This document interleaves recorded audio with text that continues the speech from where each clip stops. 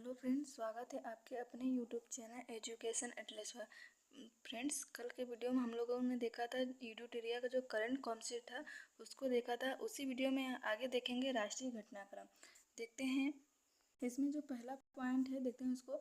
भारत सरकार द्वारा अंडमान तथा निकोबार द्वीप की राजधानी पोर्ट ब्लेयर का नाम बदलकर श्री विजयपुरम कर दिया गया है।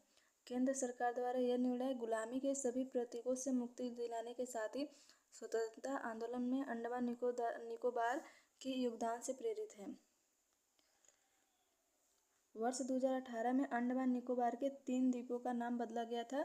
पूर्व नाम हैवलॉक द्वीप, परिवर्तित नाम इसका स्वराज द्वीप है, नील द्वीप का नाम शहीद द्वीप है, राजद्वीप का नाम सुभाष चंद्र बोस द्वीप रखा गया है।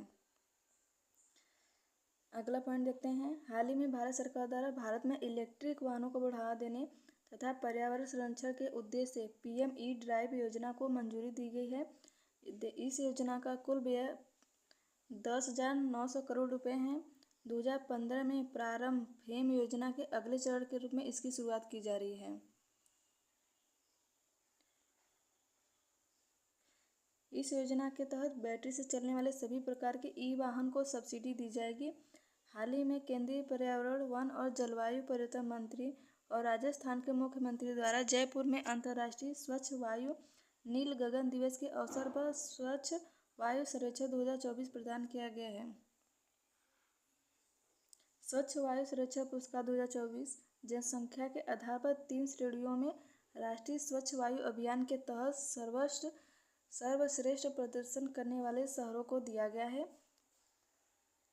इसमें जो प्रथम श्रेणी में आते हैं सूरत, जबलपुर, आगरा, जिनकी जनसंख्या 10 लाख है। सेकेंड श्रेणी में आते हैं फिरोजाबाद, अमरावती, झांसी, जिनकी जनसंख्या 3 से 10 लाख के बीच में है।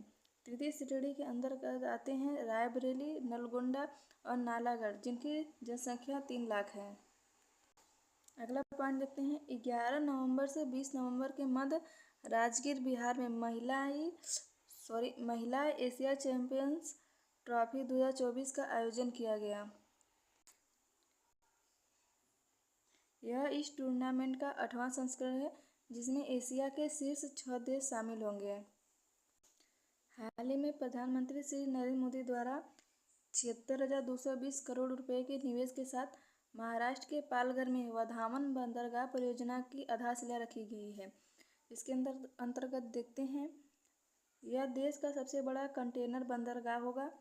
पालघर जिले के ददानू शहर में स्थित वधावन बंदरगाह भारत के सबसे बड़े गहरे पानी के बंदरगाहों में से एक होगा। अगला देखते हैं। सितंबर 2024 में प्रधानमंत्री नरेंद्र मोदी की अध्यक्षता वाली केंद्रीय मंत्रिमंडल द्वारा आयुष्मान भारत प्रधानमंत्री जन आरोग्य योजना के लाभार्थी कवरेज में विस्तार की मंजूरी प्रदान की गई है। इस नए संशोधन के अनुसार 70 वर्ष या उससे अधिक आयु के सभी वरिष्ठ नागरिकों को बिना आय सीमा के 5 लाख रुपए का निःशुल्क स्वास्थ्य बीमा कवर प्राप्त होगा।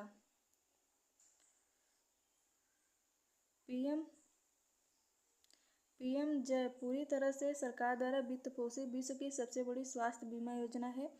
इसे वर्ष 2018 में लॉन्च किया गया था। अगला देखते हैं। सितंबर 2024 में भारतीय प्रधानमंत्री श्री नरेंद्र मोदी द्वारा नई दिल्ली के भारत मंडपम में जिला न्यायपालिका के 2 दिवसीय राष्ट्रीय सम्मेलन का उद्घाटन किया। अगला देखते हैं। हाल ही में केंद्र सरकार ने सिंगापुर एयरलाइंस को विस्तारा एयर इंडिया के साथ विलय के लिए प्रत्यक्ष विदेशी निवेश को मंजूरी दी है।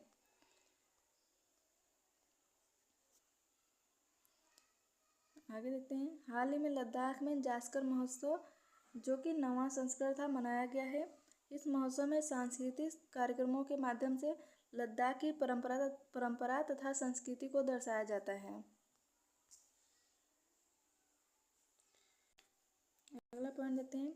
हाल ही में डीआरडीओ द्वारा ओडिशा के चांदीपुर एकीकृत परीक्षण रेंज से मध्यम से अंतर महाद्वीपीय दूरी की बैलिस्टिक मिसाइलों की अग्नि श्रृंखला की चौथी मिसाइल अग्नि 4 को सफलतापूर्वक प्रक्षेपित किया गया। अग्नि लंबी दूरी की परमाणु क्षमता से लैस सतह से सतह पर मार करने वाली बैलिस्टिक मिसाइल है। इसकी मारक क्षमता 4000 किलोमीटर है। इसकी लंबाई 20 मीटर। इसके जो प्रक्षेपण वजन है 17,000 किलोग्राम है। इसमें जो पेलोड है 1000 केजी का है। सितंबर 2024 में डार्विन ऑस्ट्रेलिया में आयोजित 16वें बहुपक्षीय अभ्यास काकाडू 2024 में भाग लेने के लिए भारतीय नौसेना की P-8I विमान भारत से रवाना हुआ। काकाडू 2024 की theme regional cooperation through trusted proven partnership है। सितंबर 2024 में नई दिल्ली, भारत में इलेक्ट्रॉनिक वारफेयर सम्मेलन स्पेक्ट्रम 2024 का आयोजन किया गया। इस सम्मेलन का जो विषय था EW रुझान, तकनीक और रखरखाव की चुनौतियाँ। EW trends, technologies and maintenance challenges. सितंबर 2024 में DRDO तथा भारतीय नौसेना द्वारा ओडिशा के चांदीपुर एकीकृत रेंज से जमीन से हवा में प्रहार करने वाली कम दूरी की अत्याधुनिक शक्तिशाली मिसाइल BLSRSAM का सफल परीक्षण किया गया। स्वदेशी तकनीकी से बनी इस मिसाइल की मारक क्षमता 30 किलोमीटर तक है। अगला देते हैं। सितंबर 2024 में ग्रेटर नोएडा उत्तर प्रदेश में प्रधानमंत्री श्री नरेंद्र मोदी द्वारा 3 दिवसीय सेमिकॉन इंडिया 2024 का उद्घाटन किया गया। इसमें देखते हैं सेमिकॉन इंडिया 2024 का थीम था सेमीकंडक्टर के भविष्य को आकार देना। अगला देखते हैं। 13 से 26 सितंबर 2024 के मध्य ओमान के सलालाह में रबकुट प्रशिक्षण क्षेत्र में भारत ओमान संयुक्त सैन्य अभ्यास अल नजाह के 5वें संस्करण का आयोजन किया जा रहा है। अगला देखते हैं। हाल ही में उच्चतम न्यायालय ने शंभू बॉर्डर पर प्रदर्शनकारी किसानों की शिकायतों के सौहार्दपूर्ण निवारण के लिए पंजाब तथा हरियाणा उच्च न्यायालय के पूर्व न्यायाधीश न्यायमूर्ति नवाब सिंह की अध्यक्षता में 5 सदस्यीय समिति का गठन किया गया है। इसके अंतर्गत देखते हैं। शंभू सीमा पंजाब तथा हरियाणा को विभाजित करती है। अगला देखते हैं। हाल ही में राष्ट्रीय एक स्वास्थ्य मिशन के तहत महामारी की तैयारियों का आकलन करने के लिए राजस्थान के अजमेर जिले में विषाणु युद्ध अभ्यास आयोजित किया गया है। इस अभ्यास का उद्देश्य मानव स्वास्थ्य, पशुपालन और वन्य जीव क्षेत्रों के विशेषज्ञों से बनी राष्ट्रीय संयुक्त प्रकोप प्रतिक्रिया टीम की तत्परता तथा प्रतिक्रिया का मूल्यांकन करना था। अगला देखते हैं। हाल ही में प्रधानमंत्री नरेंद्र मोदी की अध्यक्षता वाली केंद्रीय मंत्रिमंडल के किसानों के जीवन स्तर में सुधार तथा उनकी आय बढ़ाने के लिए 14,235 करोड़ रुपए की कुल लागत वाली 7 योजनाओं को मंजूरी प्रदान की गई है।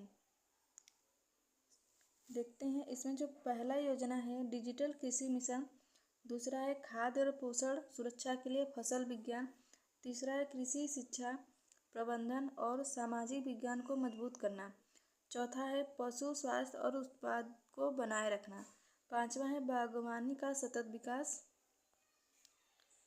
छठा है कृषि विज्ञान केंद्रों को मजबूत बनाना, सातवां योजना है प्राकृतिक संसाधन प्रबंधन।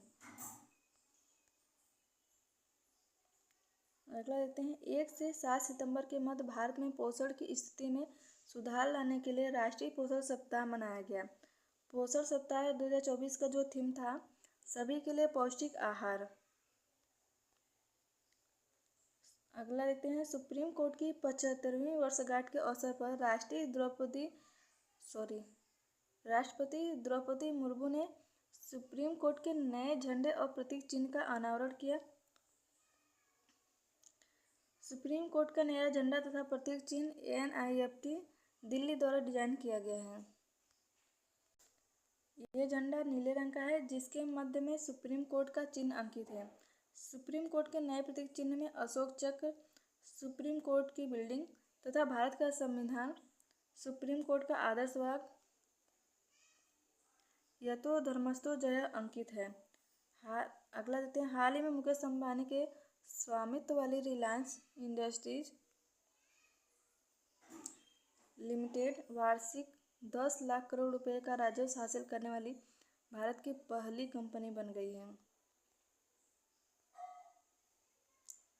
अगला देखते हैं, हाल ही में भारतीय सेना ने रक्षा पेंशनभोगियों, भूतपूर्व सैनिकों और उनके परिवारजनों को समर्पित सहायता तथा सेवा प्रदान के लिए सुलभ सुविधा केंद्र की स्थापना के लिए प्रोजेक्ट नमन का शुभारंभ किया है।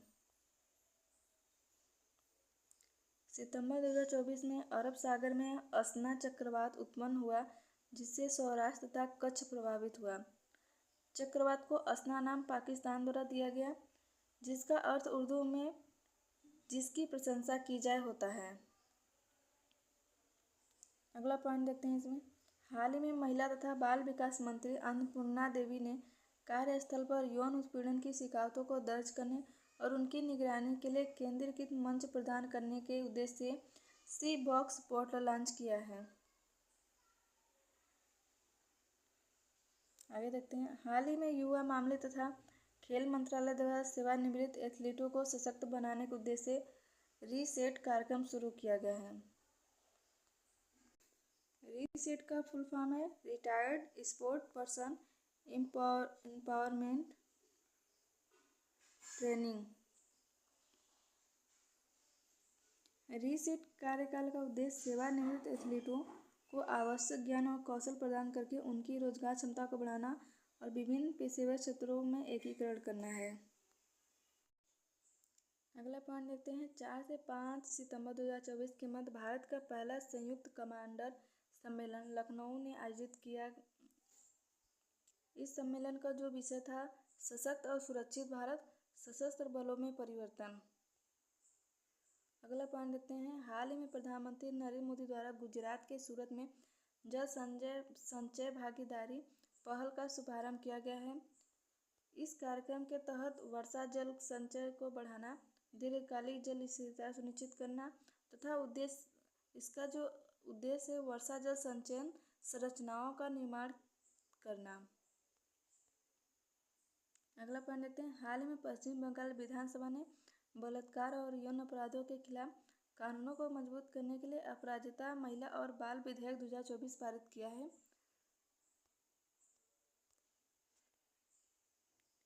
यह नया कानून पश्चिम बंगाल को ऐसे गंभीर अपराधों पर केंद्रीय कानूनों से संशोधन करने वाला पहला राज्य बनाता है। इस विधेयक में बलात्कार के दोषी व्यक्तियों के लिए मृत्युदंड का भी प्रावधान किया गया है। हर जिले में अपराजिता टास्क फोर्स भी बनाया जाएगा। अगला पॉइंट देखते हैं, हाल ही में मुंबई महाराष्ट्र में 5वां ग्लोबल फिनटेक फेस्ट 2024 का आयोजन किया गया है। अगला पॉइंट देखते हैं, सितंबर 2024 में प्रधानमंत्री नरेंद्र मोदी ब्रुनई का दौरा करने वाले भारत के पहले प्रधानमंत्री बन गए हैं। ब्रुनई के दौरे में प्रधानमंत्री नरेंद्र मोदी को गार्ड ऑफ ऑनर दिया गया। ब्रुनई की राजधानी बंदर शेरी बेगावान है। फ्रेंड्स, आज के वीडियो में इतना ही। कल के वीडियो में आगे देखेंगे इसमें जो महत्वपूर्ण टॉपिक है उसको। तब तक आप लोग अच्छे से पढ़िएगा, रिवाइज करिएगा। जय हिंद।